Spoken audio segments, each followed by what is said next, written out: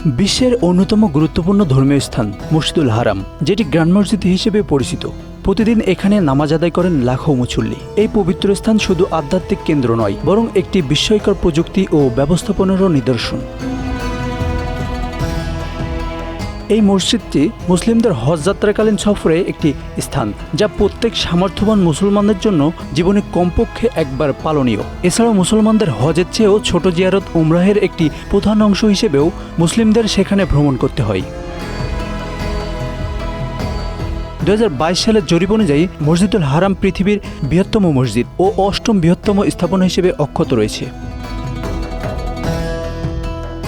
Saudi আরবের মক্কায় অবস্থিত এই মসজিদ পরিচালনার জন্য প্রতি মাসে প্রায় 48 কোটি টাকারও বেশি বিদ্যুৎ বিল গুনতে হয়। প্রতিদিন প্রয়োজন পড়ে 100 মেগাভোল্ট অ্যাম্পিয়ার বিদ্যুৎ। এই বিশাল শক্তির চাহিদা পূরণ করতেই মসজিদের পরিচালনা ব্যয় আকাশচুম্বী। সম্প্রতি ইতিহাসের সবচেয়ে বড় সম্প্রসারণ প্রকল্পের পর একসঙ্গে 20 লাখেরও বেশি মুসল্লি এখানে নামাজ আদায় করতে পারেন। আধুনিক প্রযুক্তির বিশাল সুযোগ সুবিধার মধ্যে রয়েছে 8000 সাউন্ড স্পিকার সিস্টেম, 8000 বেশি নজরদারি ক্যামেরা এবং 1,20,000 আলোকসজ্জার ইউনিট। গ্রীষ্মে প্রচণ্ড গরমের মধ্যে মুসল্লিদের আরামের জন্য রয়েছে 1,55,000 টন ক্ষমতাসম্পন্ন কুলিং সিস্টেম, 883টি এয়ার কন্ডিশনিং ইউনিট এবং 4,323টি বায়ু চলাচল ও মিস্টিং ফ্যান। এছাড়াও রয়েছে 519টি এসকেলেটর, 100টি ইন্টারঅ্যাক্টিভ স্ক্রিন, যা 16টি ভাষায় পরিচালিত হয়, যাতে সারা বিশ্বের মুসল্লিরা সহজেই তথ্য পেতে পারেন।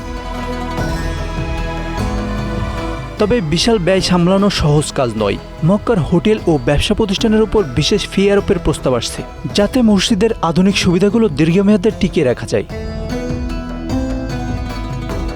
বিশেষ করে রমজান মাসে বিশ্বের নানা দেশ থেকে লাখো মুসল্লির আগমন ঘটে। মুসল্লিদের নিরাপত্তা ও ব্যবস্থাপনা নিশ্চিত করতে সৌদি কর্তৃপক্ষের বাড়তি ব্যবস্থা নিতে হয়। গ্র্যান্ড মসজিদ শুধু একটি স্থাপনা নয়, এটি মুসলমানদের হৃদয়ের স্পন্দন। এই পবিত্র স্থান যুগের সঙ্গে তাল মিলিয়ে উন্নত হচ্ছে, যাতে আগামীর প্রজন্মও এখানে এসে স্বস্তি ও শান্তির সঙ্গে ইবাদত করতে পারেন।